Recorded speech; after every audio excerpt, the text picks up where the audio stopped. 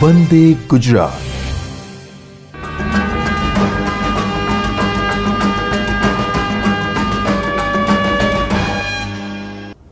વિદ્યાર્થી મિત્રો, ગયા એપિસોડમાં આપણે સ્થિત વિદ્યુત સ્થિતિમાનની ચર્ચા કરતી વખતે વિદ્યુત ડાયપોલની આસપાસના કોઈ બિંદુ આગળ વિદ્યુત સ્થિતિમાનનું સૂત્ર લાવવાની વાત કરી હતી. એમાં આપણે યાદ રાખીએ કે છેલ્લી ચર્ચામાં આપણે અહીંયા જે વિદ્યુત ભાર છે +Q, એ વિદ્યુત ભારના કારણે વિદ્યુત સ્થિતિમાન મૂક્યું હતું. +Q વિદ્યુત ભારનું વિદ્યુત સ્થિતિમાન એને આપણે V1 કહીએ તો 1/4πε0 Q/R1, અને એ જ રીતે -Q વિદ્યુત ભારનું વિદ્યુત સ્થિતિમાન એને આપણે V2 કહીએ તો એ 1/4πε0 Q/R2. અહીંયા માઇનસ આવશે કારણ કે અહીંયા ઋણ વિદ્યુત ભાર છે. હવે બૈજિક સરવાળો કરીએ તો બંનેનું ટોટલ વિદ્યુત સ્થિતિમાન V1 અને V2નો સરવાળો છે, અને એ આપણને આવું મળશે 1/4πε0. Q પણ આપણે સામાન્ય કાઢીએ તો 1/R1 - 1/R2 થશે. હવે છેલ્લે આપણે જે ગણતરી કરી હતી એમાં ભૂમિતિની મદદથી 1/R1 બરાબર આપણે લાવ્યા હતા 1/R કૌંસમાં 1 + a cos θ/R, અને 1/R2ની જે કિંમત હતી એ આપણે આવી લાવ્યા હતા 1/R 1 - a cos θ/R. હવે આ કિંમતો આપણે આમાં મૂકીએ તો વિદ્યુત ડાયપોલનું P બિંદુ આગળનું સ્થિતિમાન Q/4πε0 ઇન્ટુ બ્રેકેટ 1/R1 ની જગ્યાએ આપણે R લખીએ તો 1/R કૌંસમાં 1 + a cos θ/R minus 1/R2 ની કિંમત મૂકીએ તો 1/R કૌંસમાં 1 - a cos θ/R માટે V બરાબર QA cos θ/4πε0 R² આવશે. હવે વિદ્યુત સ્થિતિમાનમાં સાદરૂપમાં અહીંયા a cos θ એટલે 2QA cos θ આવશે. એટલે સાદરૂપમાં આપણે P.R/R² લખી શકીએ, અને કે આપણે ગુણાકારમાં લઈએ. આને આપણે આ રીતે પણ લખી શકીએ KP.R સદિશ ભાગ્યા R³ આ રીતે પણ આપણે લખી શકીએ. પણ જનરલી સૂત્રમાં આપણે આ રીતે લખીએ છીએ. P એ વિદ્યુત ડાયપોલ મોમેન્ટ છે અને R એકમ સદિશ એ P બિંદુના સ્થાન સદિશનો એકમ સદિશ છે. એટલે આપણે વિદ્યુત સ્થિતિમાનને સૂત્રમાં આ રીતે બતાવી શકીએ V બરાબર K.P.R/R². આ સૂત્ર આપણે યાદ રાખીશું. હવે આ સૂત્રમાં જુદી જુદી પરિસ્થિતિમાં સ્થિતિ કેવું આવે એ આપણે સમજીએ. એમાં પહેલાં તો આપણે સૂત્ર મૂકીએ, અને સૂત્રમાં V બરાબર K.P.R એકમ સદિશ ભાગ્યા R² છે. હવે આમાં થીટા બરાબર ધારો કે 0 હોય, મતલબ એ કે P બિંદુ આ બાજુ કંઈક હોય.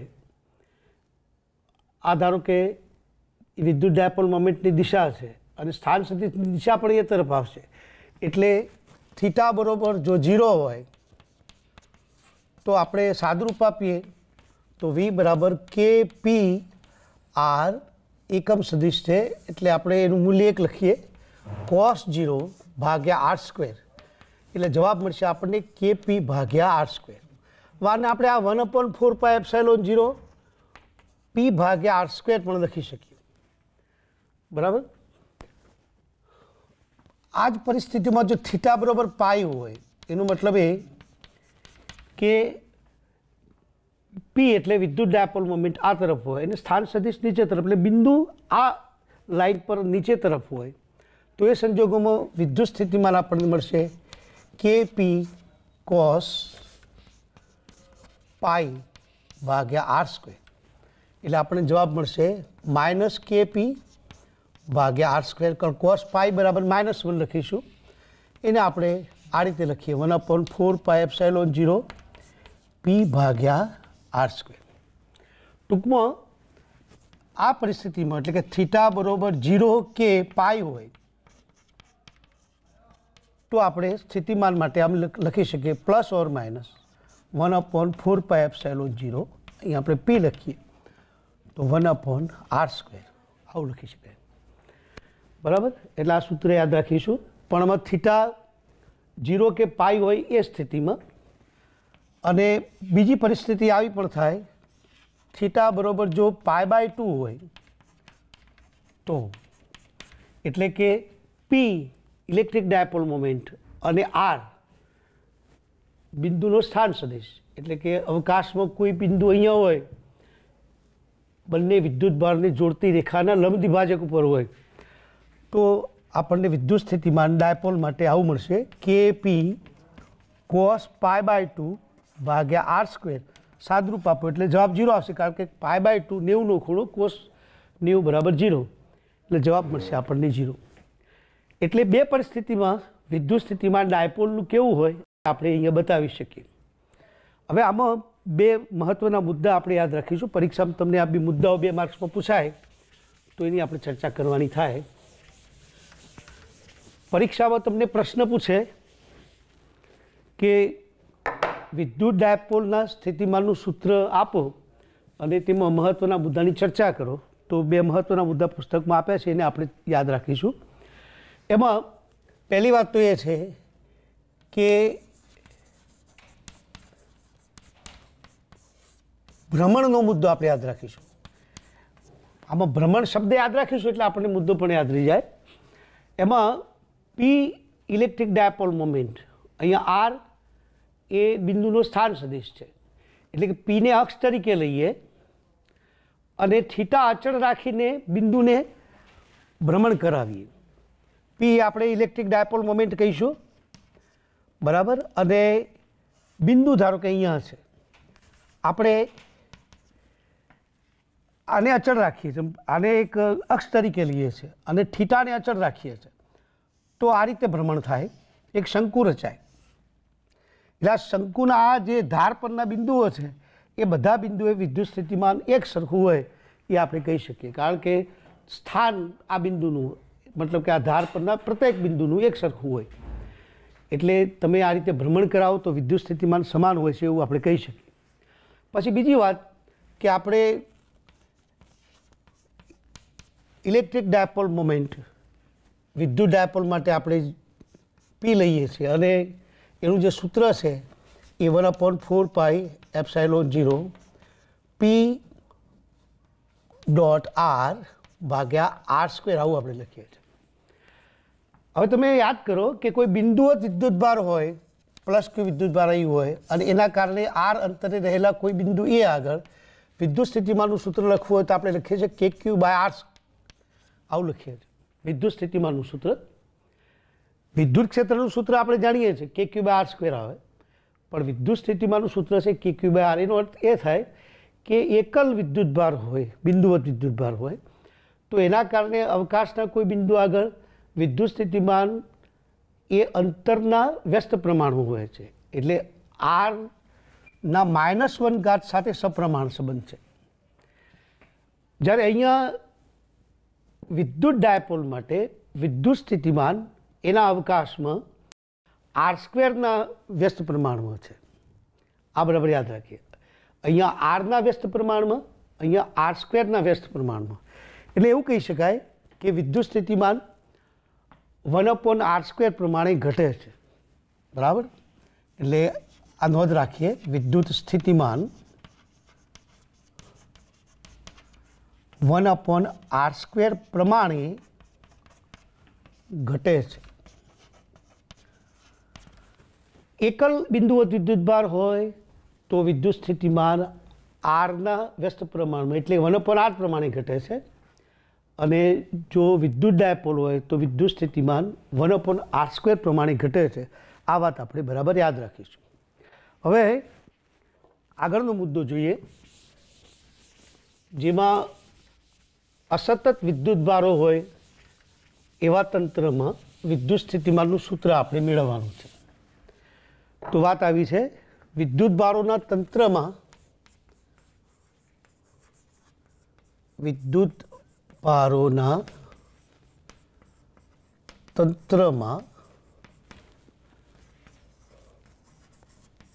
સ્થિતિમાન. ધારો કે અહીંયા ઉગમ બિંદુ છે અને અલગ અલગ વિદ્યુતભારો છે. Q1 વિદ્યુતભાર છે, Q2 વિદ્યુતભાર છે. એમના અંતરો ધારો કે આપ્યા છે. આને આપણે R1P કહીએ. આ Q2 વિદ્યુતભાર, એનું અંતર છે R2P. Q3 વિદ્યુતભાર છે, એનું અંતર છે R3P. અહીંયા આપણે P બિંદુ લીધું કે જે બિંદુ આગળ આપણે વિદ્યુત સ્થિતિમાન જાણવા માંગીએ છીએ. તો આવા અલગ અલગ જે વિદ્યુતભારો છે એ વિદ્યુતભારોના કારણે વિદ્યુત સ્થિતિમાન આપણે જાણવું છે. તો અગાઉ આપણે શીખ્યા છે એ પ્રમાણે એકલ વિદ્યુતભાર, બિંદુવત વિદ્યુતભાર હોય તો એના કારણે કોઈ બિંદુ પાસે વિદ્યુત સ્થિતિમાનનું સૂત્ર આપણે જાણીએ છીએ. પહેલાં તો લખીએ કે Q1 વિદ્યુતભારના લીધે P બિંદુ આગળ, એટલે P આગળ વિદ્યુત સ્થિતિમાન, એને આપણે V1 કહીએ. તો 1/4πε0 Q1 ભાગ્યા R1P. એ જ રીતે Q2 વિદ્યુતભાર ના લીધે P આગળ વિદ્યુત સ્થિતિમાન, એને આપણે V2 કહીએ.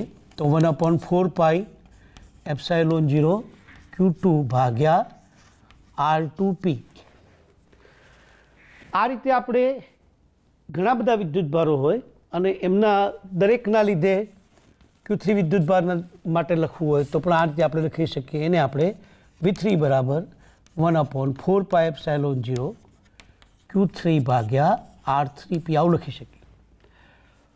તો કુલ વિદ્યુત સ્થિતિમાન આપણે લખવું હોય તો બૈજિક સરવાળો કરવો પડે. અને બૈજિક સરવાળો એટલે V બરાબર V1 વત્તા V2 વત્તા V3 વગેરે વગેરે, છેલ્લે Vn આપણે લખી શકીએ.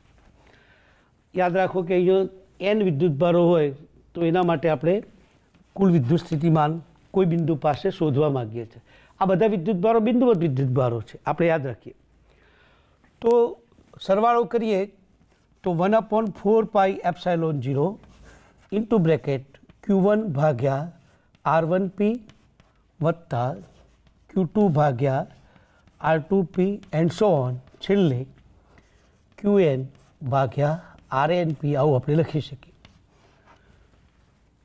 એટલે કુલ વિદ્યુત સ્થિતિમાન જાણવું હોય તો આપણે આવા બિંદુવત એકલ વિદ્યુતભારોના સ્વતંત્ર વિદ્યુત સ્થિતિમાનોનો બૈજિક સરવાળો કરીએ તો આપણને કુલ વિદ્યુત સ્થિતિમાન પ્રાપ્ત થાય છે. હવે આ બધા બિંદુવત વિદ્યુતભારો અલગ અલગ બિંદુવત વિદ્યુતભારો છે, આ ભૂલીએ નહીં. પણ કેટલીક વખતે વિદ્યુતભાર સતત વિતરિત થયેલો આપણને મળતો હોય તો એવા સંજોગોમાં આપણે વિદ્યુત સ્થિતિમાન જાણવું હોય તો શું કરવું એ સવાલ થાય. તો એવા સંજોગોમાં અગાઉ આપણે શીખ્યા છીએ એ પ્રમાણે સંકલન કરવું પડે. ધારો કે આવું એક તંત્ર છે કે જેમાં સતત વિતરિત વિદ્યુતભાર છે અને કોઈ P બિંદુ આગળ આપણે વિદ્યુત સ્થિતિમાન જાણવું છે. તો આ સતત વિતરિત વિદ્યુતભારોમાં નાના નાના ખંડ વિચારીએ. પુસ્તકમાં આવું ડિટેલમાં નથી આપ્યું, પણ આપણે યાદ રાખીએ કે એમાં શું કરવું પડે. તો નાના નાના વિદ્યુતભારો વિભાજિત કરી અને બધાનું સ્થિતિમાન આ બિંદુ આગળ નક્કી કરી અને સંકલન કરી અને આપણે વિદ્યુત સ્થિતિમાન ગણી શકીએ છીએ. એની થિયરી પુસ્તકમાં નથી આપી એટલે આપણે ચર્ચા નહીં કરીએ, પણ આપણે આ યાદ રાખીએ. એના પછી બીજી મહત્ત્વની એક વાત છે. આપણે વાત કરી રહ્યા છીએ વિદ્યુતભારોના તંત્રમાં વિદ્યુત સ્થિતિમાન. એટલે પહેલાં આપણે જોયું કે બિંદુવત વિદ્યુતભારો અસતત રીતે ગોઠવાયેલા હોય અલગ અલગ રીતે, તો એમાં વિદ્યુત સ્થિતિમાનનું સૂત્ર જોયું હતું. પછી સતત વિતરિત વિદ્યુતભારોની પણ વાત કરી. પણ નિયમિત રીતે ધારો કે કોઈ ગોળા પર એની સપાટી પર, જેને આપણે કવચ કહીશું, તો કવચ પર વિદ્યુતભાર આવેલો હોય તો એ વિદ્યુતભારના કારણે વિદ્યુત સ્થિતિમાન કેટલું એની આપણે ચર્ચા કરીએ. તો કવચની ચર્ચા કરીશું. મુદ્દો આ જ છે કે વિદ્યુતભારોના તંત્રમાં વિદ્યુત સ્થિતિમાન, પણ કવચ પર વિદ્યુતભાર હોય એનું વિદ્યુત સ્થિતિમાન. એમાં ધારો કે આ એક કવચ છે. કવચ એ એક પોલો ગોળો સમજી લેવાનો અને એની સપાટી પર ધારો કે +Q વિદ્યુતભાર છે. ઋણ વિદ્યુતભાર પણ હોઈ શકે. હવે આવા વિદ્યુત સમગ્ર પૃષ્ઠ પર Q વિદ્યુતભાર સમજી લેવાનો. આ બિંદુ આગળ નથી, પણ જુદા જુદા બિંદુ આગળ વિદ્યુત સ્થિતિમાનની વાત કરવી હોય તો આપણે 3 બિંદુઓ લઈએ. એક બિંદુ A, બીજું એક બિંદુ B અને બિંદુ C. માન લો કે આ કવચની ત્રિજ્યા કેપિટલ R છે અને એનું કેન્દ્ર છે એ O છે. યાદ રાખીએ કે વિદ્યુતભાર આ સપાટી પર ગોઠવાયેલો છે, અંદરના ભાગમાં વિદ્યુતભાર નથી. તો એ બિંદુ આગળ વિદ્યુત સ્થિતિમાન કેટલું, તો એનું સૂત્ર આપણે સમજી લઈએ. એ બિંદુ આગળ સ્થિતિમાન બરાબર KQ ભાગ્યા કેપિટલ R. R ત્રિજ્યા છે. હવે આ સૂત્રની અંદર છેદમાં કેપિટલ R મતલબ કે ત્રિજ્યા આવે છે. એનો અર્થ એ થાય કે એ બિંદુ કવચની અંદર ગમે તે જગ્યાએ હોય, પછી ઓ બિંદુ હોય તો પણ ચાલે, તો ત્યાં આગળ દરેક બિંદુ માટે સ્થિતિમાનનું સૂત્ર આવું આવશે, KQ ભાગ્યા ત્રિજ્યા. નીચે યાદ રાખવાનું કે અહીંયા ત્રિજ્યા છે. એટલે અંદરના ભાગમાં વિદ્યુત સ્થિતિમાન અચળ છે. બી બિંદુ આગળ વિદ્યુત સ્થિતિમાન લખીએ તો એ પણ KQ ભાગ્યા કેપિટલ R જ આવશે. યાદ રાખીએ K બરાબર 1/4πε0 છે. એ બિંદુ આગળનું સ્થિતિમાન KQ ભાગ્યા કેપિટલ R, બી બિંદુ આગળનું સ્થિતિમાન KQ ભાગ્યા કેપિટલ R. એટલે આપણે જનરલી આવું લખી શકીએ કે R <= R હોય તો મતલબ કે R અંતર છે, R એ બિંદુનું અંતર,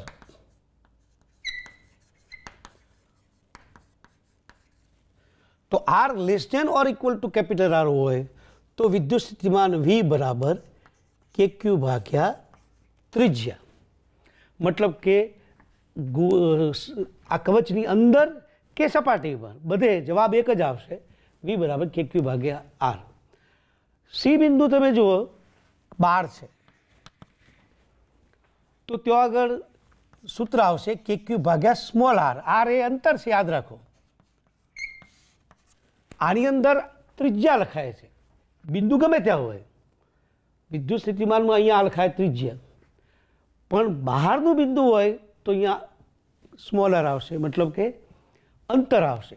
એટલે આપણે R <= R હોય તો V બરાબર KQ ભાગ્યા r. એનો અર્થ એ થાય કે અહીંથી શરૂ કરી અને સપાટી સુધી જઈએ તો સ્થિતિમાન બદલાતું નથી, એક સરખું જ રહે છે. કેટલું, તો KQ ભાગ્યા કેપિટલ R, R બરાબર ત્રિજ્યા. અને પછી આગળ જઈએ તેમ અંતરના પ્રમાણમાં ઘટતું જાય છે. અંતર વધે એમ સ્થિતિમાન ઘટે. તો આપણે એનો આલેખ દોરવો હોય તો આલેખ આપણે દોરી શકીએ. અહીંયા આપણે સ્થિતિમાન રાખીએ અને અહીંયા આપણે અંતર રાખીએ. તો ત્રિજ્યા જેટલા અંતર સુધી સ્થિતિમાન બદલાતું નથી. કેટલું, તો KQ ભાગ્યા કેપિટલ R. પછી જ્યારે ત્રિજ્યા જેટલું અંતર થઈ જાય એ પછી તમે આગળ જાઓ, અંતર વધે એમ સ્થિતિમાન ઘટે 1/r પ્રમાણે. આ સૂત્ર બતાવે છે. એટલે આપણે યાદ રાખીશું, સ્થિતિમાન વિરુદ્ધ અંતરનો આલેખ કવચ માટે દોરવામાં આવે તો ત્રિજ્યા જેટલા અંતર સુધી સ્થિતિમાન અચળ છે KQ ભાગ્યા કેપિટલ R, પછી અંતરના વ્યસ્ત પ્રમાણમાં બદલાય છે, ઘટે છે. સવાલ એ થાય કે અંદર વિદ્યુત સ્થિતિમાન કેમ બદલાતું નથી? તો એનું કારણ છે કે અંદર વિદ્યુત ક્ષેત્ર શૂન્ય હોય છે. આ આપણે ગાઉસના પ્રમેય પહેલાં પ્રકરણમાં શીખી ગયેલા છીએ. તો આ બિંદુથી એટલે કે કવચની સપાટી પરથી કોઈ વિદ્યુતભાર એકમ ધન વિદ્યુતભારને કેન્દ્ર સુધી લાવો તો ક્ષેત્ર 0 છે, એટલે કોઈ કાર્ય થવાનું નહીં, બળ લાગતું નથી, કોઈ કાર્ય થાય નહીં, એટલે વિદ્યુત સ્થિતિમાનનો તફાવત મળશે નહીં, વિદ્યુત સ્થિતિમાન બદલાશે નહીં. એટલે સપાટી પર જેટલું વિદ્યુત સ્થિતિમાન હોય એટલું કેન્દ્રમાં હોય. એટલે અંદરના ભાગમાં વિદ્યુત સ્થિતિમાન બદલાતું નથી, યાદ રાખીએ. વિદ્યુત ક્ષેત્ર 0 હોય છે પહેલું પ્રકરણ, પણ વિદ્યુત સ્થિતિમાન અચળ હોય છે કે ક્યુ બાય ત્રિજ્યા જેટલું. આપણે યાદ રાખીએ કે ક્યુ ભાગ્યા ત્રિજ્યા, અને બહારના વિસ્તારમાં યાદ રાખીએ કે ક્યુ ભાગ્યા અંતર. બરાબર, એટલે આ વસ્તુ આપણે યાદ રાખીશું. એ પછી આગળનો મુદ્દો છે, એમાં એક ઉદાહરણ આવશે. ઉદાહરણની આપણે ચર્ચા કરીએ અને આગળ વધીએ. ઉદાહરણ જોવા માટે પુસ્તકમાં જે પ્રશ્ન આપ્યો છે, પ્રશ્ન તમારી સામે રાખજો એટલે તમને જોવામાં મજા આવશે. ઉદાહરણ 2.2. હવે એમાં પ્રશ્ન આવો છે કે બે બિંદુવત 3 × 10⁻8 કુલમ અને -2 × 10⁻8 કુલમ એકબીજાથી 15 સેન્ટીમીટર અંતરે રહેલા છે. તો એમને જોડતી રેખા પરના કયા બિંદુએ સ્થિતિમાન શૂન્ય થશે? અનંત અંતરે સ્થિતિમાન શૂન્ય લો. હવે અહીંયા બે વિદ્યુત ભારો છે. એક Q1 બરાબર 3 × 10⁻8 કુલમ અને બીજો વિદ્યુત ભાર છે Q2 બરાબર -2 × 10⁻8 કુલમ. હવે સવાલ એ છે કે કયા બિંદુ પાસે વિદ્યુત સ્થિતિમાન શૂન્ય થાય? તો આપણે વચ્ચેના કોઈ બિંદુ આગળ, ધારો કે આપણે આ બિંદુને એ બિંદુ કહીએ, તો એ બિંદુ આગળ સ્થિતિમાન શૂન્ય છે એવું ધારીએ. તો આ અંતરને આપણે x કહીએ અને ટોટલ અંતર આપણે જાણીએ છીએ કે 15 સેન્ટીમીટર છે.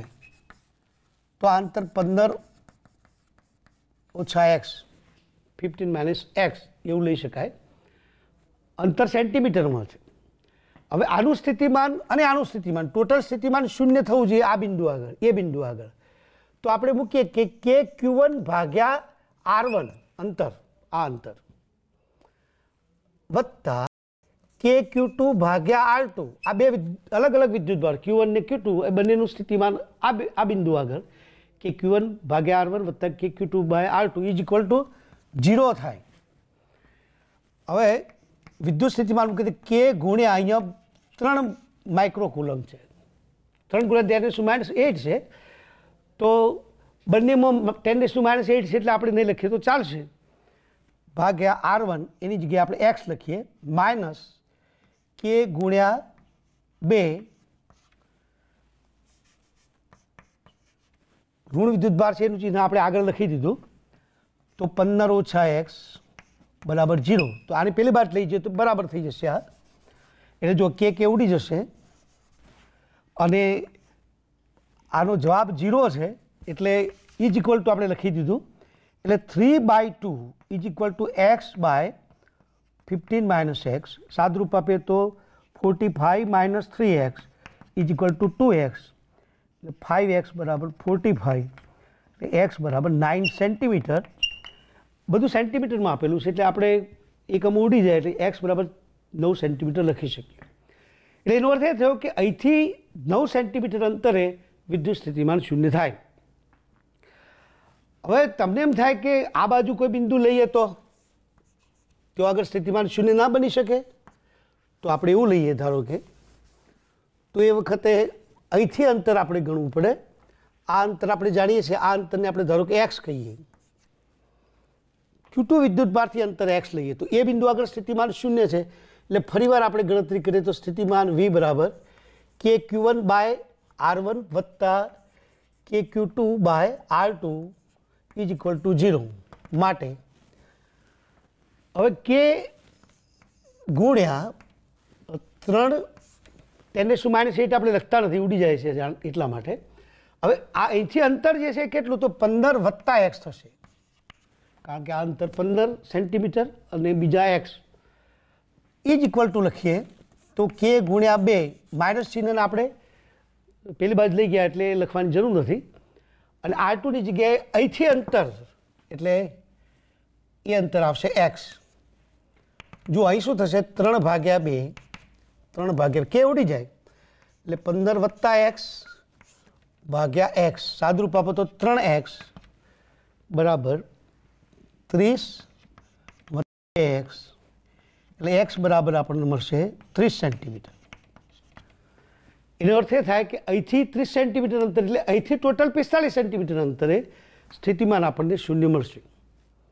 એટલે એક તો અહીંયા કેટલા અંતરે 9 સેન્ટીમીટર અંતરે એટલે Q1 વિદ્યુતભારથી 9 સેન્ટીમીટર અંતરે અને બીજું Q1 વિદ્યુતભારથી 45 સેન્ટીમીટર અંતરે આપણને વિદ્યુત સ્થિતિમાન શૂન્ય મળશે. હવે આપણા મનમાં સવાલ એ થાય કે આ બાજુ વિદ્યુત સ્થિતિમાન શૂન્ય ન મળી શકે તો ના, નહીં મળે. એના પાછળનું કારણ શું? તો આમાં તમે જુઓ કે વિદ્યુતભારનો ગુણોત્તર અહીં અંતરનો ગુણોત્તર છે. અહીંથી અંતર ઓછું, વિદ્યુતભાર વધારે. બરાબર. આમ શું છે કે વિદ્યુતભારનો ગુણોત્તર Q1/Q2 બરાબર અંતર x1/x2 ધારો કે લખીએ તો વિદ્યુતભાર અહીં વધારે હોય તો અંતર પણ વધારે હોવું જોઈએ. અહીં વિદ્યુતભાર વધારે છે, અંતર ઓછું છે. એટલે આ સાઈડમાં જો તમે કોઈ બિંદુ આગળ વિદ્યુત સ્થિતિમાન શૂન્ય છે એવું વિચારવા જાઓ તો નહીં મળે, કારણ કે આ જે ગુણોત્તર છે ગુણોત્તરનું સમાધાન નહીં થાય. છતાં આપણે ટ્રાય કરીએ. જવાબ શું આવે છે એ આપણે જોઈએ. ધારો કે આ અંતર x છે, આ બાજુ પણ વિદ્યુત સ્થિતિમાન કોઈ બિંદુ આગળ શૂન્ય ધારો કે આપણને મળે છે એવું લઈ અને ગણતરી કરીએ તો આ અંતર x થશે. ફરી એકવાર KQ1/R1 વત્તા KQ2/R2 બરાબર 0. વિદ્યુત સ્થિતિમાન શૂન્ય છે, આપણે નહીં ભૂલીએ. એ બિંદુ આગળ વિદ્યુત સ્થિતિમાન શૂન્ય છે. તો K ગુણ્યા 3 અંતર કેટલું? તો અહીંથી અંતર આપણે ધાર્યું x બરાબર ઇઝ ઇક્વલ ટુ માઇનસ છે એટલે આપણે પહેલી બાદ લઈ જઈએ K ગુણ્યા 2 10⁻⁸ આપણે લખતા નથી. અંતર કેટલું થાય? અહીંથી અંતર કેટલું થાય? તો 15 વત્તા x સાદરૂપ આપો તો 3/2 3/2 બરાબર x ભાગ્યા 15 વત્તા x એટલે 45 વત્તા 3x બરાબર 2x એટલે xની કિંમત મળશે -45 સેન્ટીમીટર. બરાબર. એટલે એનો અર્થ એ થયો કે આ બાજુથી -45 સેન્ટીમીટર અંતર તમારે જવું પડે. હવે આમ જાઓ તો આપણે x જે ધન લીધું છે એટલે એનો અર્થ એ થાય કે અહીં -45 આવે છે, તમારે આ બાજુ જવું પડે. બરાબર. એટલે આપણો જે જવાબ પહેલાં 45 સેન્ટીમીટર આવતો હતો એ ખોટો નથી, એ સાબિત થાય છે. બરાબર. એટલે ઉદાહરણની આપણે ચર્ચા કરી. હવે ઉદાહરણ 3 પણ તમે જુઓ કે એની અંદર આકૃતિઓ આપી છે. એ આકૃતિઓમાં ચર્ચા કરી છે એની આપણે વાત કરીએ તો ઉદાહરણ 3 જુઓ. એમાં 2 આકૃતિ આપી છે. આપણે જનરલ વાત કરીશું. એમાં જે પ્રશ્નો પૂછ્યા છે ઉદાહરણ 3માં એ પ્રશ્નોની વાત વ્યાપક રીતે સમજાય રીતે આપણે વાત કરીએ તો વિદ્યુત ક્ષેત્ર આ રીતે આપેલું છે ઉદાહરણ 3માં અને 2 બિંદુ આપ્યા છે P અને Q. પછી અહીંયા એક ઋણ વિદ્યુતભાર આપ્યો છે અને એમાં પણ વિદ્યુત ક્ષેત્રો આપેલા, વિદ્યુત ક્ષેત્ર રેખાઓ અગાઉ આપણે શીખ્યા છીએ એ આપેલી છે. એમાં 2 બિંદુ છે A અને B. હવે એમાં જે પ્રશ્નોની વાત કરી છે એ પ્રશ્નોને આપણે એવી રીતે સમજીએ કે જેથી કરીને બધા પ્રશ્નોનો જવાબ તમને આવડી જાય. હવે જુઓ એક વાત યાદ રાખીએ કે P આગળ સ્થિતિમાન અને Q આગળ સ્થિતિમાન એમાં જે પ્રશ્નો પૂછ્યા છે એમાં એવું કહ્યું છે કે વિદ્યુત સ્થિતિમાન VP - VQ VB - VA ના ચિહ્ન જણાવો. આ ચિહ્નની વાત આવે છે ત્યારે આપણે સમજી લઈએ. પહેલાં તો અગાઉ આપણે શીખ્યા છીએ એ પ્રમાણે એકમ ધનભારને Q બિંદુથી P બિંદુ સુધી લાવીએ ત્યારે અપાકર્ષણ થતું હોય અને તમે લાવો તો મહેનત કરવી પડે, જોર કરવું પડે. તો એમાં શું થાય કે ઉર્જા સંગ્રહાય છે. એટલે આના કરતો સ્થિતિમાન અહીં વધારે હોય. યાદ રાખો, તમે Q બિંદુથી P બિંદુ સુધી લાવો તો એકમ ધનભારને લાવવા માટે કરવું પડતું કાર્ય એ અપાકર્ષણની વિરુદ્ધ તમે લાવો છો એટલે એમાં ઉર્જા જમા થાય, એટલે હંમેશા વીપી માઇનસ વીક્યુ ગ્રેટર ધેન 0. અહીં તમે જુઓ તો એકમ ધનભાર અહીંથી આ બાજુ લાવવો હોય તો એ સંજોગોમાં સરળતાથી આવે, કારણ કે અહીંયા ઋણ વિદ્યુતભાર એટલે આકર્ષણ થાય, એટલે વીબી માઇનસ વીએ ગ્રેટર ધેન 0 હોય. એટલે અહીંયા સ્થિતિમાન ઊંચું હોય, અહીં સ્થિતિમાન નીચું હોય, કારણ કે આમ અહીંથી આમ લઈ જવો એકમ ધનભારને તો આકર્ષણ વિરુદ્ધ જાય છે, એટલા માટે મહેનત કરવી પડે, એટલે ઉર્જા જમા થાય, એટલે સ્થિતિમાન ઊંચું હોય. દાખલા કે અહીંયા 2 વોલ્ટ હોય તો અહીંયા 5 વોલ્ટ, ઉદાહરણ છે આ. જ્યારે અહીંયા શું થશે, અહીં ધારો કે 3 વોલ્ટ હોય તો અહીંયા 6 વોલ્ટ, એટલે આના કરતાં સ્થિતિમાન ઊંચું હોય. આટલી વાત યાદ રાખશો તો ઘણી બધી વાતો સમજાઈ જશે. એટલે આમાં વીપી માઇનસ વીક્યુ બરાબર ગ્રેટર ધેન 0 હોય, એટલે કે ધન હોય, બરાબર. એટલે આનું ચિહ્ન ધન આવે, આનું ચિહ્ન ધન આવે. એમાં વળી પાછું તમે આવું કરો, વીએ માઇનસ વી કરો તો એ લેસ ધેન 0 આવે. તમે સમજી શકો છો. એટલે અહીંયા તમે વીક્યુ માઇનસ વીપી કરો તો મેથેમેટિક કેવું કહે છે કે આપણે આવું લખી શકીએ, બરાબર.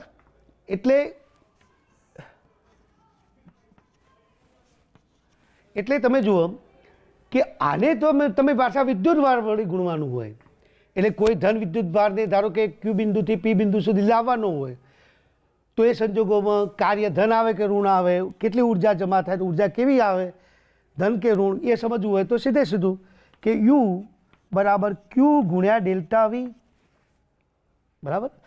હવે તમે ક્યુ બિંદુથી પી બિંદુ સુધી એકમ ધન વિદ્યુતભારને લાવતા હો અથવા તો કોઈ ક્યુ વિદ્યુતભારને લાવતા હો તો ઉર્જામાં પડતો તફાવત આ રીતે ગણી શકાય. એટલે ક્યુ કૌંસમાં વીપી માઇનસ વીક્યુ આવું લખાય, બરાબર.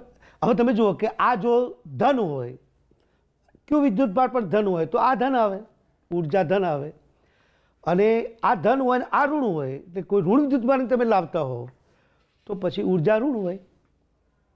એવું આપણે અહીં પણ સમજી શકીએ. એટલે આટલું તમે લખશો, આ 2 વિગત તમે લખશો તો કોઈ પણ પ્રશ્નનું સોલ્યુશન તમે લાવી શકશો, બરાબર. કારણ કે જો સ્થિતિમાનનો તફાવત ધન આવે કે ઋણ આવે એ તમે કહી શકો. પછી કોઈ વિદ્યુતભારને પકડીને લાવતા હોય તો વિદ્યુતભાર ધન હોય કે ઋણ હોય તો ઉર્જા જે જમા થાય છે કેવી હશે, ધન કે ઋણ, એ તમે આ સૂત્ર પરથી નક્કી કરી શકો. એટલે આ 2 તમે લખશો એટલે ગમે તે પ્રશ્નનો જવાબ તમે આપી શકશો, એ યાદ રાખજો, બરાબર. એના પછી સમસ્થિતિમાન પૃષ્ઠની વાત આવે છે, નવો મુદ્દો આવે છે સમસ્થિતિમાન પૃષ્ઠ.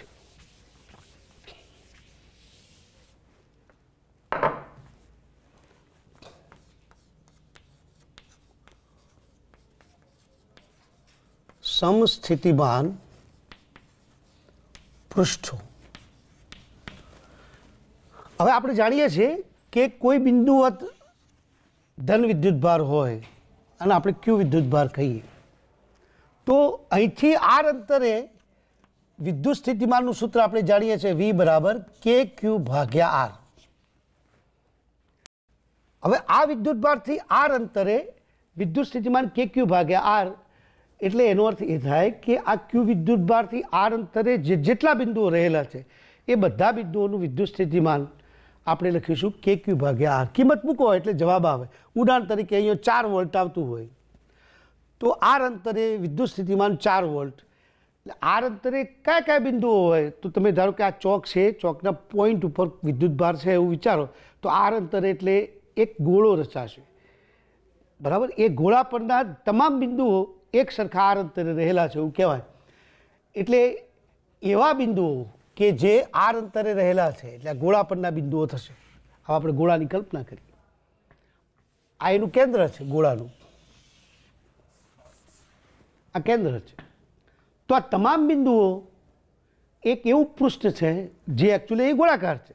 એવું જરૂર નથી કે એક સરખું સ્થિતિમાન હોય એવા બિંદુઓ ગોળાકાર જ હોય, ગોળાકાર સપાટી રચે એવું જરૂરી નથી. પણ તમે જોઈ શકો છો કે આ બધા બિંદુઓ એક સરખું સ્થિતિમાન ધરાવે છે. તો આ એક એવું પૃષ્ઠ છે કે જે પૃષ્ઠ એક સરખું સ્થિતિમાન હોય એવા બિંદુઓ વડે રચાય છે. તો જેના પ્રત્યેક બિંદુ પર આપણે વ્યાખ્યા લખીશું કે જેના પ્રત્યેક બિંદુએ વિદ્યુત સ્થિતિમાન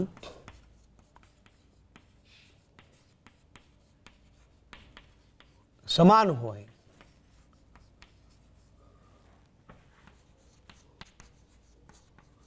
તેવા પૃષ્ઠને આપણે સમસ્થિતિમાન પૃષ્ઠ તરીકે ઓળખીશું. એટલે આ વ્યાખ્યા છે સમસ્થિતિમાન પૃષ્ઠની. તો સમસ્થિતિમાન પૃષ્ઠો અનેક પ્રકારના આપણે વિચારી શકીએ. એ વિદ્યુતભાર તંત્રો કેવી રીતે ગોઠવાયેલા છે એના ઉપર આધાર રાખે છે. મેં તમને બિંદુ વિદ્યુતભારનું જે સમસ્થિતિમાન પૃષ્ઠ છે ગોળાકાર છે એવું બતાવ્યું. હવે એવું ગોળાકાર સમસ્થિતિમાન પૃષ્ઠ અહીંયા બતાવ્યું છે, એવું તમે બીજા અંતરે પણ એવો ગોળાકાર વિદ્યુત સ્થિતિમાન પૃષ્ઠ બતાવી શકો અને એથી દૂર એક નવું સમસ્થિતિમાન પૃષ્ઠ તમે વિચારી શકો. એટલે સમસ્થિતિમાન પૃષ્ઠ એ એક ગોળો નથી, એવા અનેક ગોળાઓ આપણે બતાવી શકીએ. પણ એમાં વિદ્યુત ક્ષેત્ર છે એ વિદ્યુત ક્ષેત્ર આપણને આ દિશામાં મળે છે સમસ્થિતિમાન પૃષ્ઠનું. ચોપડીમાં આકૃતિ આપેલી છે. એક આકૃતિમાં સમસ્થિતિમાન પૃષ્ઠો ગોળાકાર બતાવે છે અને બિંદુવત વિદ્યુતભારની વિદ્યુત ક્ષેત્ર રેખાઓ સમસ્થિતિમાન પૃષ્ઠને લંબરૂપે છે એવું બતાવેલું છે. હવે આમાં કેટલીક વાત સમજવાની છે કે સમસ્થિતિમાન પૃષ્ઠના પ્રત્યેક બિંદુ આગળ વિદ્યુત ક્ષેત્ર હંમેશા પૃષ્ઠને લંબ હોય છે. આ વિદ્યુત ક્ષેત્ર રેખાઓ છે, મતલબ કે વિદ્યુત ક્ષેત્ર રેખાની દિશામાં વિદ્યુત ક્ષેત્ર આપણે સમજીએ છીએ, યાદ રાખીએ. તો સમસ્થિતિમાન પૃષ્ઠ અને આપેલા બિંદુ પાસે વિદ્યુત ક્ષેત્ર રેખા અથવા વિદ્યુત ક્ષેત્ર એ બંને પરસ્પર લંબ હોય છે. આ વસ્તુ આપણે સાબિત કરી શકીએ. જો બે બિંદુઓ, ધારો કે એક બિંદુ આપણે એ કહીએ, બીજું બિંદુ બી કહીએ, આ બંને સમસ્થિતિમાન પૃષ્ઠ પરના બિંદુઓ છે. હવે વિદ્યુત ક્ષેત્ર ધારો કે લંબ હોવાના બદલે આ રીતે ત્રાંસું હોય, બરાબર, તો એનો અશૂન્ય હોય એવો ઘટક સમસ્થિતિમાન પૃષ્ઠ તરફ આપણને મળે. ફરી એકવાર, જો વિદ્યુત ક્ષેત્ર આમ લંબ હોવાના બદલે આ રીતે ત્રાંસું હોય તો આ વિદ્યુત ક્ષેત્રનો સમસ્થિતિમાન પૃષ્ઠને લંબ એવો એક ઘટક, અશૂન્ય ઘટક આપણને પ્રાપ્ત થાય. અને જો આવું હોય તો વિદ્યુત ક્ષેત્ર આ સમસ્થિતિમાન પૃષ્ઠ પર મળવાના કારણે એ બિંદુથી બી બિંદુ સુધી એકમ ધન વિદ્યુતભારને લઈ જઈએ તો કાર્ય કરવું પડે. કારણ કે સ્થાનાંતર અને ક્ષેત્ર, ક્ષેત્ર શૂન્ય છે, ભૂલીએ નહીં. તો કાર્ય થાય, અને કાર્ય થાય તો વી એ નોટ ઇક્વલ ટુ વીબી થાય. કારણ કે એ બિંદુ આગળનું સ્થિતિમાન કરતાં બી બિંદુ આગળનું સ્થિતિમાન કંઈક અલગ હોય, સરખું ના હોય. કારણ કે કાર્ય થાય એટલે સ્થિતિમાનમાં તફાવત રચાય. એટલે વી એ કરતાં વીબી નાનું કે મોટું હોય, V A is not equal to VB થાય. અને એવું થાય તો સમસ્થિતિમાન પૃષ્ઠની વ્યાખ્યા ખોટી પડે. અને આપણે આ બે બિંદુઓ વિદ્યુત સ્થિતિમાન સમસ્થિતિમાન પૃષ્ઠ પર ના લીધેલા છે. એટલે પહેલી શરત જ એ છે કે એ આગળ અને બી આગળ સ્થિતિમાન સમાન હોવું જોઈએ. તો વ્યાખ્યા એવું કહે છે, બરાબર. એટલે એનો મતલબ એ થયો કે આપણે એવું વિચારીએ છીએ કે વિદ્યુત ક્ષેત્ર સમસ્થિતિમાન પૃષ્ઠને ત્રાંસું મળી શકે એવું જે વિચારીએ છીએ એ ખોટું છે. એવું ન બની શકે. હંમેશા સમસ્થિતિમાન પૃષ્ઠને લંબરૂપે વિદ્યુત ક્ષેત્ર આપણને મળે છે. આ આપણે યાદ રાખીએ. પછી પુસ્તકમાં આપણને સમસ્થિતિમાન પૃષ્ઠો દર્શાવતી આકૃતિઓ આપી છે. એ આકૃતિઓ પરીક્ષામાં પૂછાય એક માર્કમાં, તો તમે એ આકૃતિઓ દોરીને દર્શાવી શકો. એમાં ધારો કે આવું સમાંતર ક્ષેત્ર રેખાઓ આપેલી હોય, આ રીતે સમાંતર વિદ્યુત ક્ષેત્ર રેખાઓ હોય,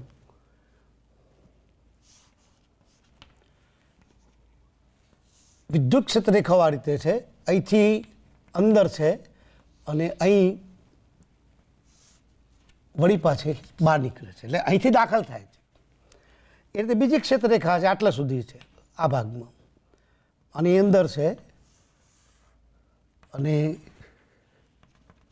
આ રીતે છે. પછી ત્રીજી એક ક્ષેત્ર રેખા અહીં સુધી છે, અહીં અંદર છે, એટલે એ બતાવે છે કે વિદ્યુત ક્ષેત્ર રેખાઓ જે છે એ વિદ્યુત ક્ષેત્ર રેખાઓ આ સમતલ છે એ સમતલમાં દાખલ થાય છે જો, અને એ જે વિદ્યુત ક્ષેત્ર રેખાઓ છે સમાંતર વિદ્યુત ક્ષેત્ર રેખાઓ, તો આવી સમાંતર વિદ્યુત ક્ષેત્ર રેખાઓને લંબરૂપે આ પૃષ્ઠ જે છે એ પૃષ્ઠ આમ તો 3 પુસ્તકમાં બતાવે છે, આપણે 2 અહીં બતાવ્યા, તો આ 2 એ સમસ્થિતિમાન પૃષ્ઠો છે એવું આપણે કહી શકીએ. એવા બિંદુવત વિદ્યુત ભારોના ડાયપોલના સમસ્થિતિમાન પૃષ્ઠો અને 2 ધન વિદ્યુત ભાર હોય એવા બિંદુવત વિદ્યુત ભારોના પણ સમસ્થિતિમાન પૃષ્ઠો આપણે બતાવી શકીએ. બીજી એક વાત, નવો મુદ્દો આવે છે, નવા મુદ્દાની આપણે ચર્ચા કરીએ.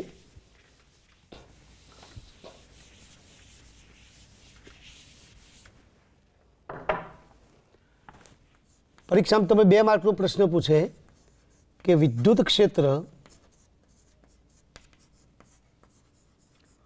અને વિદ્યુત સ્થિતિમાન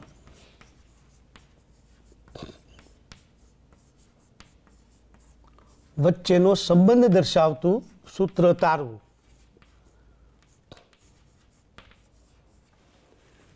વિદ્યુત ક્ષેત્ર અને વિદ્યુત સ્થિતિમાન વચ્ચેનો સંબંધ દર્શાવતું સૂત્ર તારવું. યાદ રાખો કે વિદ્યુત ભાર તંત્રના ક્ષેત્રમાં વિદ્યુત ક્ષેત્રનો અર્થ શું છે? તો આપેલા બિંદુ આગળ એકમ ધન વિદ્યુત ભાર પર લાગતું બળ, જેને આપણે ઈ વડે બતાવીએ છીએ. અને વિદ્યુત સ્થિતિમાનનો અર્થ શું થાય છે? કે આપેલા બિંદુ આગળ અનંત અંતરેથી એકમ ધન વિદ્યુત ભારને લાવવા માટે કરવું પડતું કાર્ય.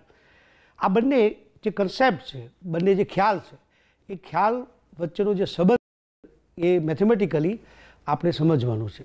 એના માટે ધારો કે 2 પૃષ્ઠ છે, 2 પૃષ્ઠ સમસ્થિતિમાન પૃષ્ઠ આ રીતે આપણે બતાવીએ. એક એ પૃષ્ઠ છે, બીજું બી છે, અને એકબીજાની અત્યંત નજીક છે. વિદ્યુત ક્ષેત્ર રેખા ધારો કે આ તરફ છે.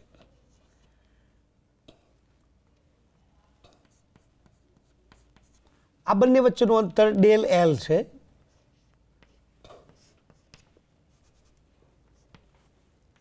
અહીંયા ધારો કે સ્થિતિમાન વી છે અને આગળ જતો સ્થિતિમાન વી પ્લસ ડેલ એલ છે, ડેલ વી છે. હવે આપણે ચોક્કસ દિશામાં વિદ્યુત સ્થિતિમાનના ફેરફારની ચર્ચા કરીએ છીએ, અને એ જ દિશામાં અંતરનો ફેરફાર ડેલ્ટા એલ, આપણે ડેલ્ટા એલની જગ્યાએ ડીએલ લખીએ છીએ, બરાબર? તો ડેલ એલ લખીએ છીએ કે જે ચોક્કસ દિશા માટે જ છે. એટલા માટે આમ તો અલગ અલગ દિશામાં અલગ અલગ હોઈ શકે, પણ બીજી દિશાઓમાં ફેરફારોને આપણે એમાં ધ્યાનમાં લેવાના નથી, એ આપણે સમજી લઈએ. હવે 2 બિંદુ, 2 પૃષ્ઠ છે, એક એ પૃષ્ઠ, બીજું બી પૃષ્ઠ. એ પૃષ્ઠ અને બી પૃષ્ઠ વચ્ચે અંતર છે. એમાં વિદ્યુત ક્ષેત્રની દિશા આપણે ઉપર તરફ બતાવી છે, અને વિદ્યુત ક્ષેત્ર એને આપણે ઈ કહીએ તો ઈનું મૂલ્ય ગુણ્યા ડેલ એલ, મતલબ કે બળ ગુણ્યા સ્થાનાંતર બરાબર થયેલ કાર્ય, અને એ કાર્ય બરાબર 2 પૃષ્ઠ વચ્ચે વિદ્યુત સ્થિતિમાનનો તફાવત, એ આપણે જાણીએ છીએ. અને એના બરોબર શું આવે? તો V minus V plus del L, આવું લખી શકીએ. એટલે આની જગ્યાએ del V, sorry, minus del V લખાય. ચોક્કસ દિશામાં છે એટલા માટે આપણે બીજી બધી દિશાઓમાં જે ફેરફારો છે, ફેરફારો પર આપણે ધ્યાન નથી રાખવાના, ચોક્કસ દિશાનું જ લેવાનું છે. એટલા માટે આપણે આવું લખીએ છીએ. તો વિદ્યુત ક્ષેત્ર ઈ બરાબર minus del V by del L, આવું લખી શકાય. હવે આમાં તમે સમજી શકો છો કે વિદ્યુત ક્ષેત્રનું મૂલ્ય એ વિદ્યુત સ્થિતિમાનના તફાવત અને અંતરના ફેરફાર આ બંનેના ગુણોત્તરની બરોબર હોય છે. અહીંયા સૂક્ષ્મ છે એવું સમજીને આપણે ચાલીશું. એટલે આપણે એવું કહી શકીએ કે વિદ્યુત સ્થિતિમાન વિદ્યુત ક્ષેત્રનું મૂલ્ય એ વિદ્યુત સ્થિતિમાનના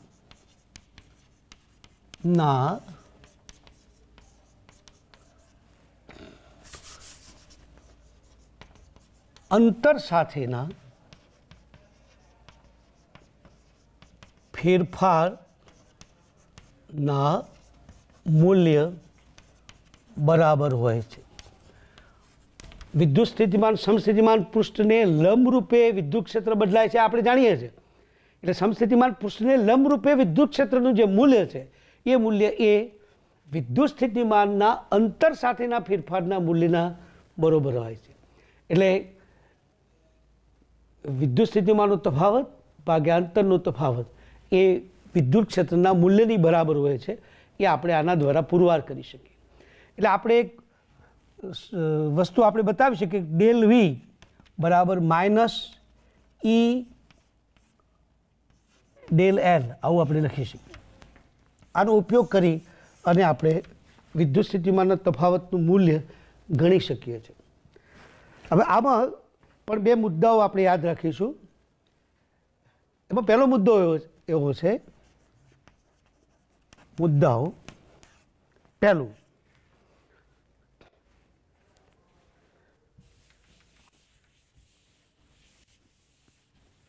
એમાં વાત એવી છે કે જે દિશામાં અંતર સાથે વીનો ઝડપી ફેરફાર હોય તે દિશામાં વિદ્યુત ક્ષેત્ર હોય. પહેલી વાત કે જે દિશામાં અંતર સાથે વીનો ઝડપી ફેરફાર હોય એટલે વિદ્યુત સ્થિતિમાનનો ઝડપી ફેરફાર હોય તે દિશામાં વિદ્યુત ક્ષેત્ર હોય છે. આ આપણે સમજીએ. ધારો કે બે સમસ્થિતિમાન પૃષ્ઠ છે. હવે અહીંયા ધારો કે સ્થિતિમાન 10 વોલ્ટ છે. એ પૃષ્ઠ આગળનું સ્થિતિમાન 10 વોલ્ટ કોઈ પણ બિંદુ આગળ એક સરખું છે. બી આગળનું સ્થિતિમાન ધારો કે વીબી બરાબર 6 વોલ્ટ છે. હવે તમે 3 બિંદુ પસંદ કરો એ બી અને સી. આ અંતર ધારો કે 2 સેન્ટીમીટર છે. ઉદાહરણ છે આ સમજવા માટે. આ અંતર ધારો કે અહીં 4 સેન્ટીમીટર અંતર છે. આ ધારો કે 2 સેન્ટીમીટર અંતર છે. તો અંતર સાથે અહીંયા ફેરફાર જે છે એ ફેરફાર તો સરખો છે. જુઓ અહીં 10 વોલ્ટ અહીં 6 વોલ્ટ ફેરફાર તો 4 વોલ્ટનો છે. પણ 4 સેન્ટીમીટરમાં 4 વોલ્ટનો ફેરફાર એટલે આ બે બિંદુ વચ્ચે ફેરફાર જે થાય છે એ 4 વોલ્ટ આપણા આગળ માઇનસ લખીએ.